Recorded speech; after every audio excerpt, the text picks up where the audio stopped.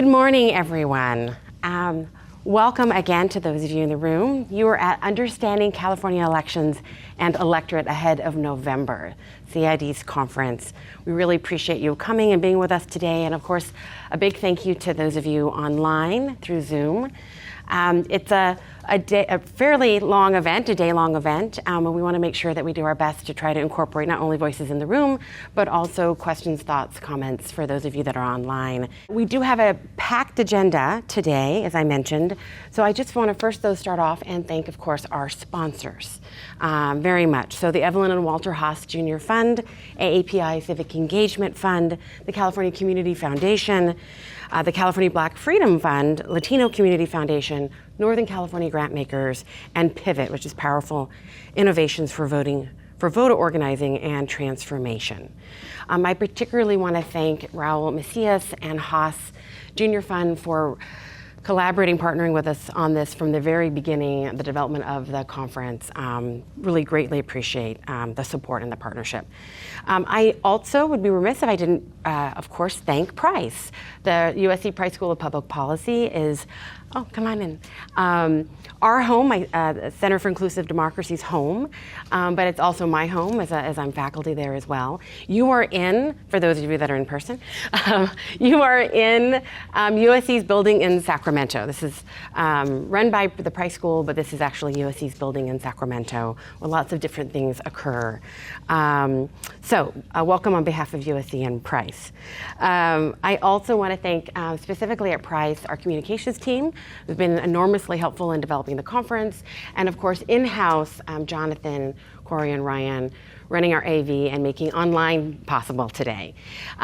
Speaking of which, of course, we're going to be recording, we're not just Zooming, the recordings for the full day as well as individual recordings for each of the presentations as well as the panels will be available on our website in a week or two. So if you want to revisit something or you want to share a particular panel or conversation, please know that they'll be there. And of course, if you're already registered, you'll get those links sent out to you directly as well. So all of that will be available. We encourage you to share. And then I think that's it for Price. And then I want to also just thank Anna Meyer, who is my right-hand person at CID, who is our data lead, involved in just about every research project that we embark on, and the lead on many of them, most of them. So thank you, Annie, very much for all your partnership at CID. So I'm going to go ahead and start with the presentation here. So the state of voter participation in California, right? I'm not going to be able to cover all of it in 20 minutes or so, but I want to give us a sense of what that level of participation is, some of the challenges in understanding that level of participation, and hopefully kind of put us all on the same page. Hello. But before I can talk about data and turnout, I have to talk about data challenges that explain some of the limitations in the data that you're going to see. Then I'll talk about actual turnout disparities by race, ethnicity, a little bit by age. And then I'll take the flip side of that, flip it around, if you will, and talk about the potential for mobilization and outreach of all those voters that are not participating yet. And then finish by talking about some of our research recommendations. Everything that I'm going to cover is going to be pulled from a series of research reports that we have released over the last few months. Some of you may already have received them and looked at them, reviewed them. They're all on our website under our publications page, full reports, as well as two-page or highlight briefs, things trying to make the data a little bit more accessible. Most of what I'm going to cover right now is going to be that first report, Voter Turnout in California, that's in bold red. So you know where to find it if you want to look up more of what I'm talking about. Okay. And what is the state? So what is the state of voter participation in California? So I mentioned data challenges. So for a multiracial democracy, it requires inclusive and reliable data, right? Which we don't have fully. In California, or really any state in the nation, it does vary by state, but I'm going to focus on California. So if we're talking about trying to understand just basic registration rates or turnout rates, and you want to know by subpopulation, right? You want to understand by race, ethnicity, by age, by other statuses, you're really going to be limited in the data that's available. So you're either going to use official voter files, which I'll talk about in a moment, or you're going to use a source called the Current Population Survey, which is a product of the US Census. It is used widely in the United States. If you want to look at a state level or across states, it is a good source because of consistent methodologies or methodological approaches, essentially, right? And it allows you to look over time, across states and over time. However, the CPS data has its challenges, particularly when we're talking about its methodology around race, ethnicity, self-reported registration and voting, self-reported race, ethnicity, and the methodology there does lead many of us, right, to not utilize those data, certainly at a California level. The other aspect of, aside from methodological concerns,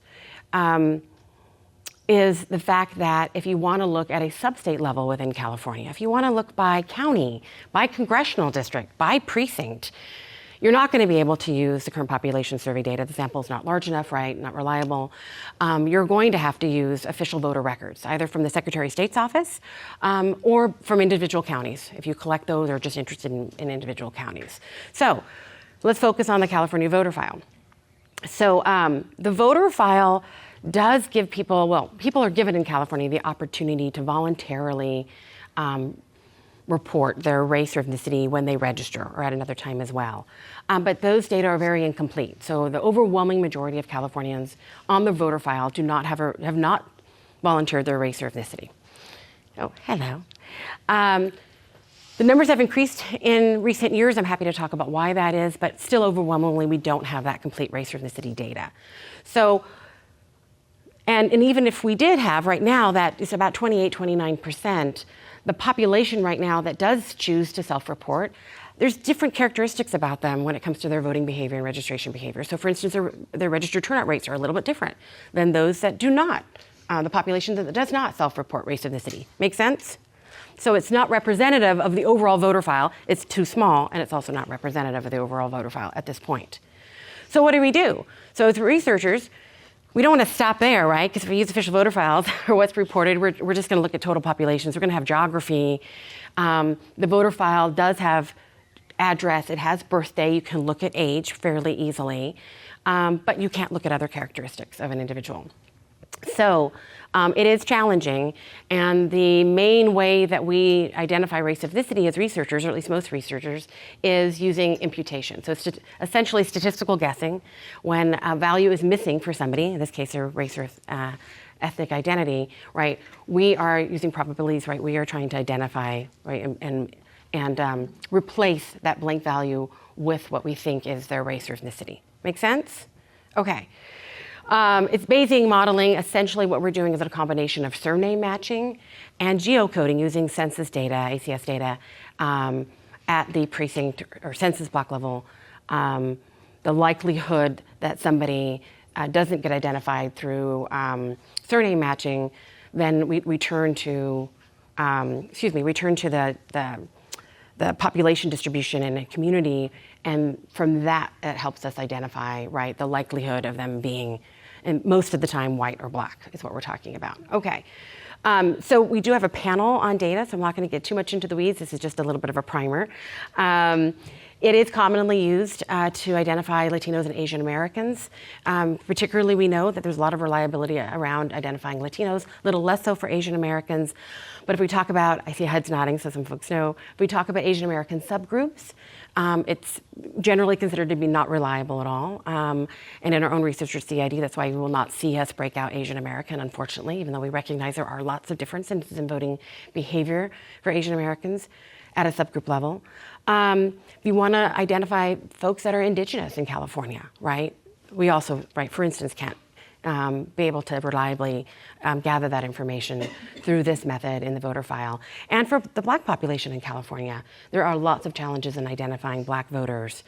And it depends on what you're trying to do, but for research purposes, if you want to do no harm, right, a misidentification of black, the most common misidentification would be white, right? And so it, again, depending on the population, depending on the geography that you're looking at, it might be more reliable than others, but generally speaking, there's challenges there as well. So it depends on if you're doing research. If you're doing an outreach campaign, right, or you're campaigning on behalf of a candidate, then the reliability of the data, maybe your threshold is a little bit different, right? So again, depends on what you're trying to do. There are possible opportunities to increase the self-reported numbers in the voter file, which we'll talk about later, I think, in the panel.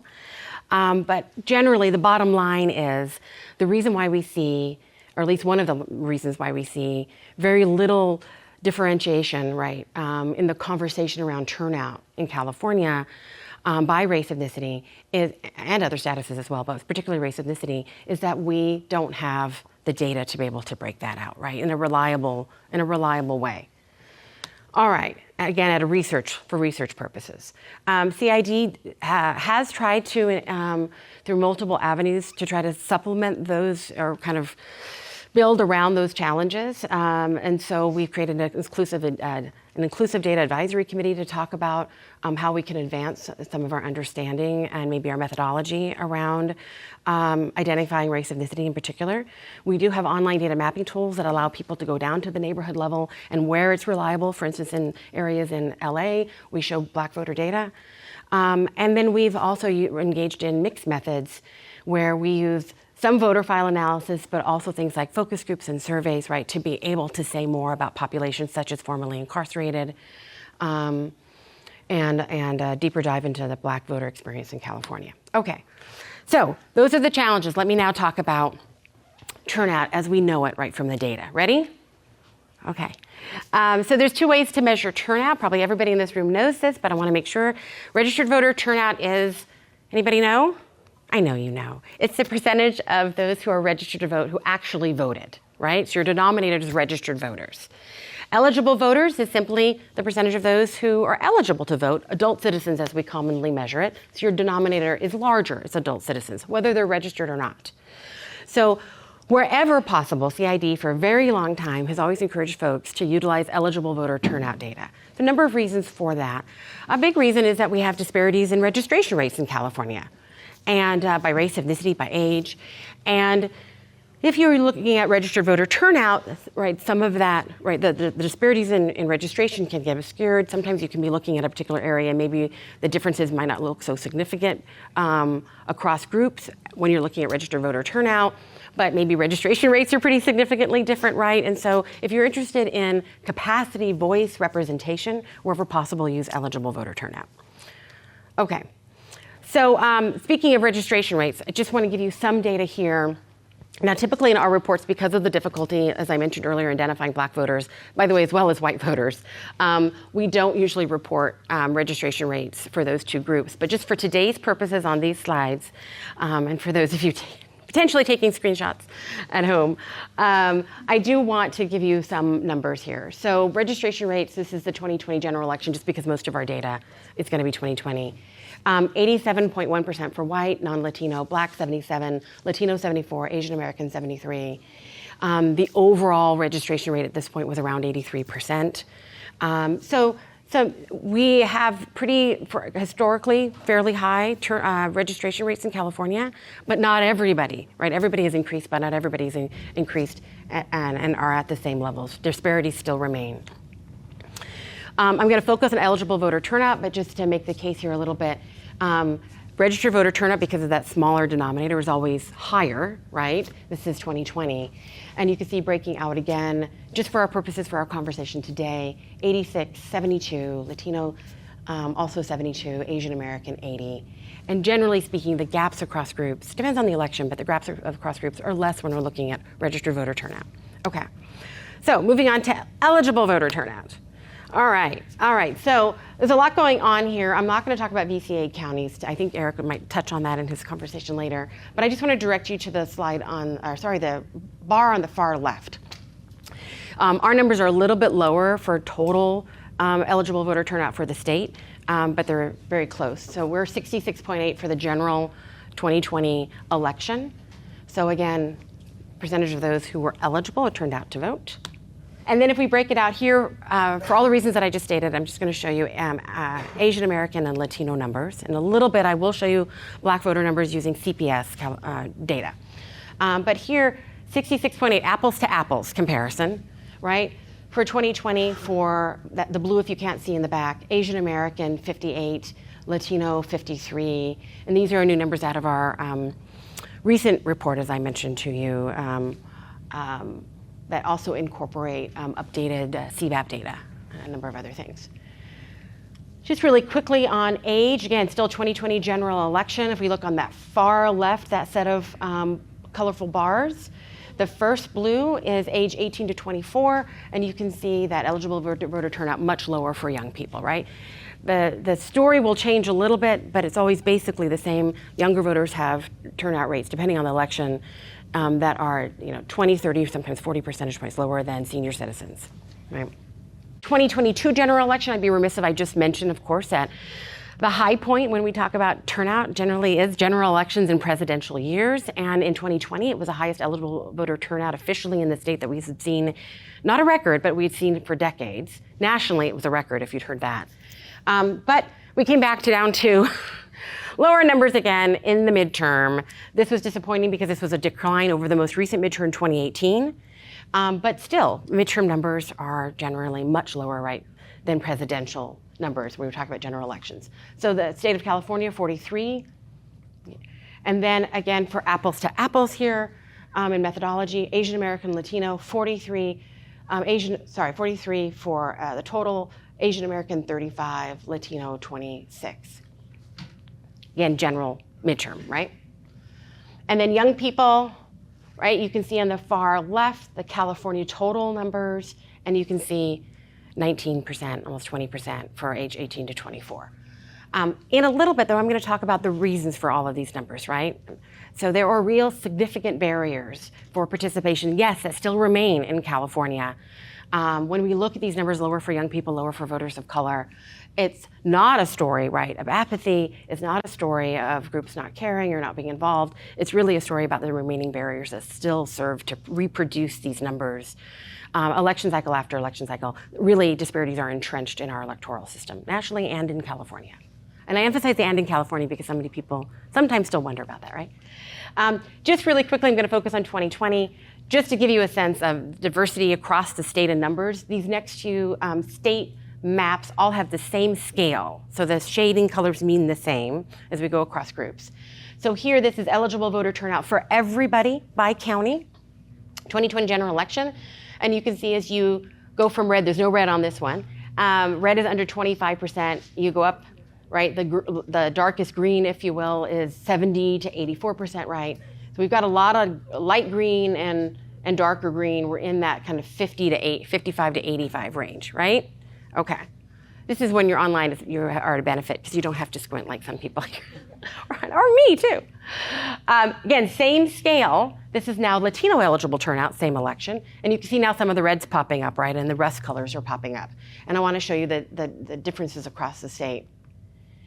And eligible voter turnout Asian American, right? Differences across the state.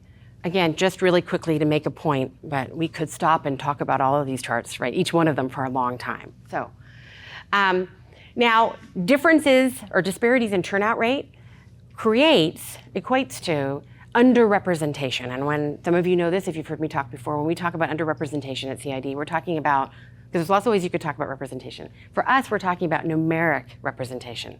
So for a group to be numerically represented in the electorate, their share of the pie of voters, right, their proportion of those people actually casting a ballot in an election should be about the same as their share of the overall eligible, not population, but eligible voter population, right? So 30% of the eligible voter population to be numerically represented amongst voters, you should be 30% of actual voters casting a ballot in that election. Make sense? Okay. So because of disparities in turnout rates, and of course those numbers would be much higher if I was showing you eligible voter turnout rates for whites, right? Here, if we look at the blue on the left is the share, we're looking at Asian American, statewide, the share, Asian American share of the population that is eligible to vote, adult citizens. So you can see 14.5%, right? But in that election, 12.8% of the actual share of voters, so underrepresented. And for Latinos, 33%, right, of the share of, again, adult citizens versus 26% of actual voters in that election. And remember, this was a good year for turnout, right? Highest in decades for at least at a state level. And then I have to make the point as we go to midterm elections, Turnout is lower, but typically the disparities are greater when you're able to compare those. And you can see, right, for both Asian Americans and Latinos, they go down in their share of the pie, and the representation gap, what we call the representation gap, increases. With me so far? Okay. And then I want to talk about Black eligible voter turnout. And here I am going to use CPS data. Again, there are challenges in terms of the methodology and the data, but to be able to, again, apples to apples here, I want to show this. The first thing I'll just point out, using CPS data, if we look at the 2020 general election, 64% of eligible Black voters, I'll show you a chart in just a second, right, voted. 74.5%, again, for this methodology, this data source, of whites cast a ballot. And that means that there was a 10 plus percentage points gap between whites and Blacks in their turnout rates, right, with this data source. And that the turnout gap has increased between white and Black using CPS data over the last few elections, right, or leading up to 2020. And again, these numbers are going to look different for all voters, right, because this is their methodology, but you can see some of the differences here. All voters, what's next, right? White, Black at 64, Asian American 59, Latino 54. But I want to show you, when we move over to 2022 midterm, what happens? Black numbers kind of even out with Latino and Asian American, right? Everybody's lower. Also, just emphasizing the importance here of not just looking at presidential general elections, right? We've had moments in recent history where Black voter numbers have been very close to white numbers. And in 2012, indeed, according to CPS data, 2% at a national level, 2 percentage points higher than white turnout, not in California, but nationally. But whenever we look at midterm numbers, the story of disparity for Black voters is greater, and it's important, right, to identify that when you're trying to identify the kind of magnitude of the story. Okay, so disparities and opportunities. Disparities in voter turnout in both elections that I just mentioned to you. Disparities vary by race, ethnicity. Again, many groups that we're not talking about that we know, right, also have lower turnout rates as well. There's the persistent voter representation gap, the representation gap that I just discussed with you. As turnouts or disparities are entrenched in our electoral system, so are representation gaps. But here's where I want to flip the story a little bit. So for all of those voters that are not participating or not yet participating or not consistently participating in the election, there are a lot of voters of color who are eligible, who haven't voted, right, that could vote and could be mobilized and could make significant, already, of course, voters of color are already a very significant part of the electorate. Even though underrepresented, you saw some of the numbers I showed you, still significant, right, shares of the electorate, significant voice in California politics, but yet underrepresented. Mobilizing some more of those eligible but non-voting, right? There's a lot to mobilize. There's a lot of change that could be made. Again, in a nonpartisan way, right, depending on where communities want to go with this, but a lot of change that could be made by mobilizing those eligible but non-registered voters. So we talk a lot about the disparities and differences. I just want to emphasize today some of the flip side of it, if you will. So millions of eligible voters didn't cast a ballot. I said that. But over 40% of Asian American and Latino eligible voters didn't vote. 60% didn't vote in the 2022. That was 2020 that I just mentioned. High proportions of non-voters represent a combined total of 5.4 million Asian Americans and Latinos in 2020, 8.6, right? Higher if you combine all eligible voters of color.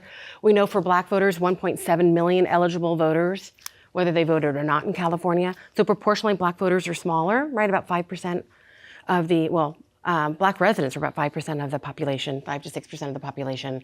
But in a state like California, the overall number, right, for Black eligible voters is huge. It's 1.7 million, right? So talk about power at the polls as well. And efforts to strengthen voter participation must look at these potential voters, right, to identify the barriers, meet them where they are. And then this is just a graph to show you what I just gave you, those total numbers, right? 8 million and almost 6 million, right? So it depends on the election, right? And how many folks you have that didn't participate. Okay, and then example of mobilizing opportunities, just really quickly here. I wanted to go into CD, so I'm talking about this mobilization, right? Positive aspect of the disparity story, right? In terms of what could be. And if we look at the competitive congressional districts, if you didn't know, we have about 6 of them. I'll show you them in just a moment in California. The battle for control of Congress goes right through California. It goes right through these 6 congressional districts. And voters of color are a key part in all of these 6 congressional districts already. And with additional mobilization, right, they could also make the difference. So what am I talking about? So disparities in turnout, yes, those persist at the congressional district level, of course, as well. That's a given, but significant opportunities for mobilization. So I'm just going to focus for time on the Latino vote, and I'll show you what I'm talking about. So just really quickly to emphasize the turnout. This is eligible voter turnout for all voters, but this is the boundaries here are congressional district. The crosshatches are the competitive CDs, right? So we see disparities by congressional district again, of course. Scale is the same, so we move over here to Latinos, we see a lot lower, right? The scale is gonna start differently because we're looking at CDs, but these 2 scales are the same. So a lot lower for Latinos, so lower eligible voter turnout rates for Latino turnout in CDs. Disparity story, right? But we look at the 2022 general election, and why am I looking at 2022? Because of the boundary changes, right? I have to. This shows you eligible voter turnout for those congressional districts, 2022, the share that is Latino. And you can see if you go from dark red, it's under 10%, but up to blue, it's over 50%. You see a lot of CDs in the 40, 50% range, right? Share of eligible voters, right? And then now we're gonna look at the Latino share of actual voters. And you still see, right, the dark red's under 10% if you can't see in the back, and we go up to when we get to about the rest, it's under 20, then 20 to 30. In the green, we start to get into 30, 30 to 40% of the actual voters casting a ballot, and so on. And so you can see that Latinos are a large share of voters in these congressional districts, actual voters, right, in 2022. And then, forgive the table, but this is the best way that I can show it as a researcher. So on the far left, you've got those 6 competitive congressional districts, 13 all the way to 47. The red highlighted is the Latino share of eligible voters in these districts. So just starting off, every district, right, has a significant share of Latino voters. Every district has a significant share of voters of color, period. But I'm using Latinos as an example. CD 47 is 14%, but then 25%, 32%, 37%. 22 is 2/3 of eligible voters are Latino, right? And then up to 50, just over 50% for CD 13.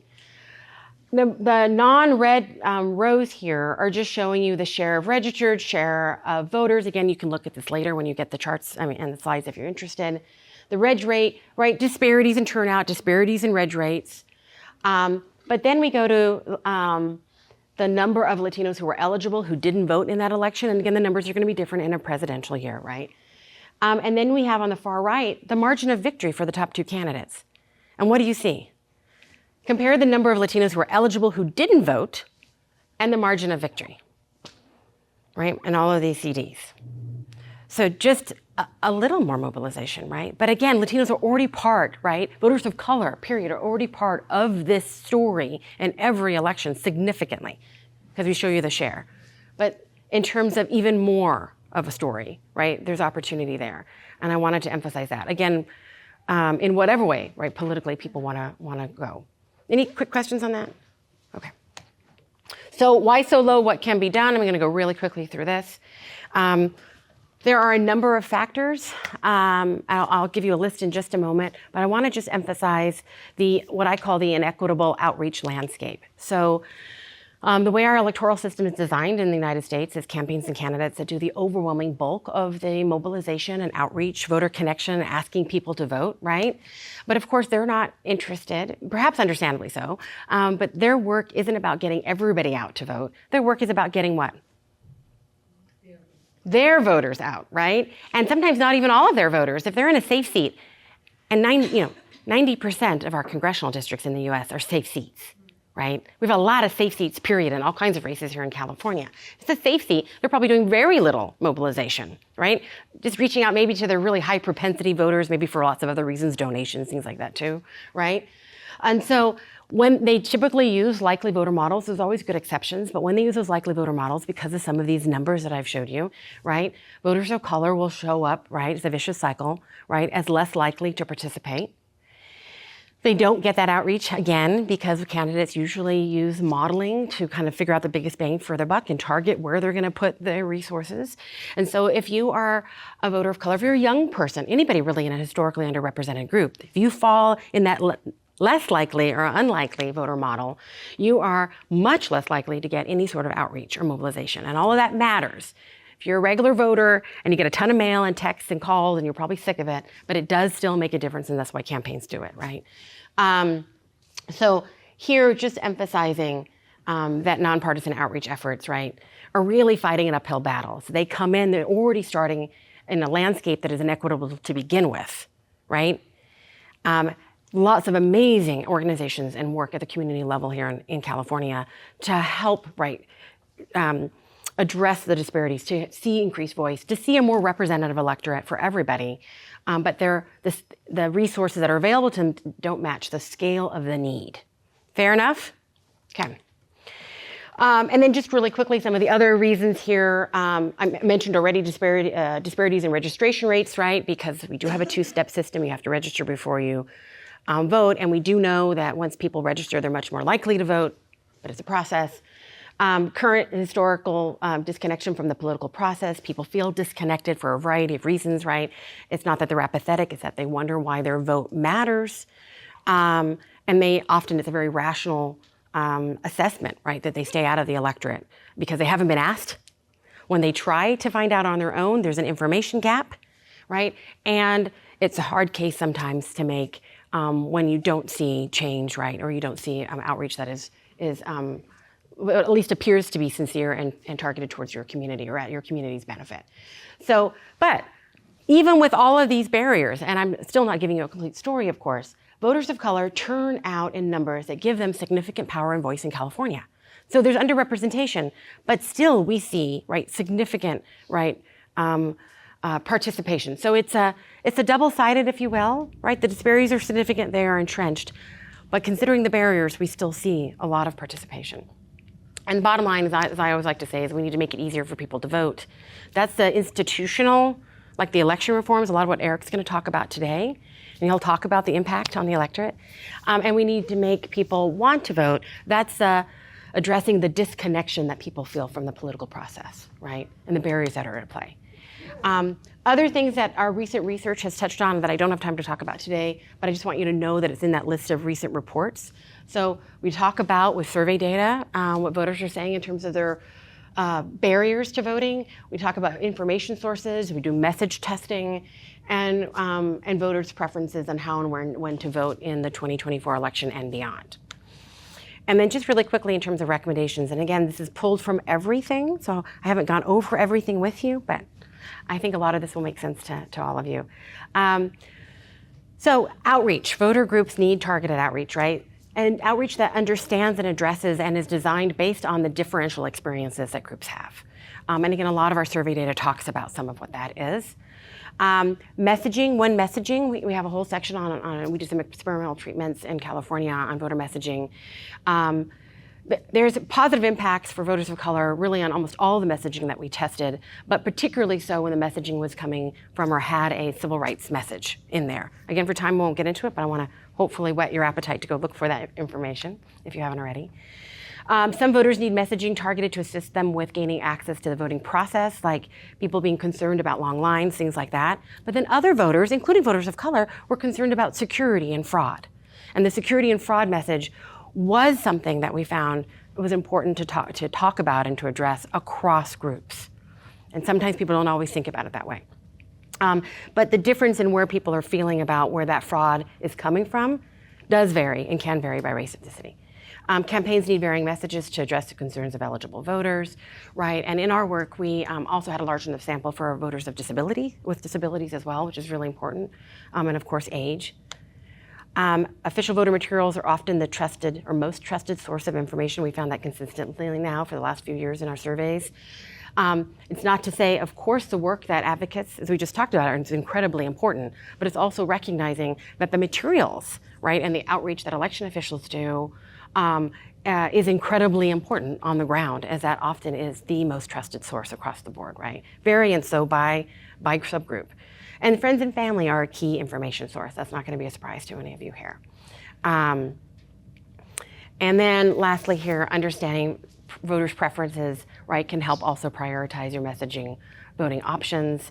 And we have findings that we think are pretty important around what people are saying their preferences are going forward in elections. We know we're a vote by mail state. We know overwhelming majority of ballots are cast where they vote by mail ballot, not through the mail, right? A combination of through the mail, dropping off, and so forth.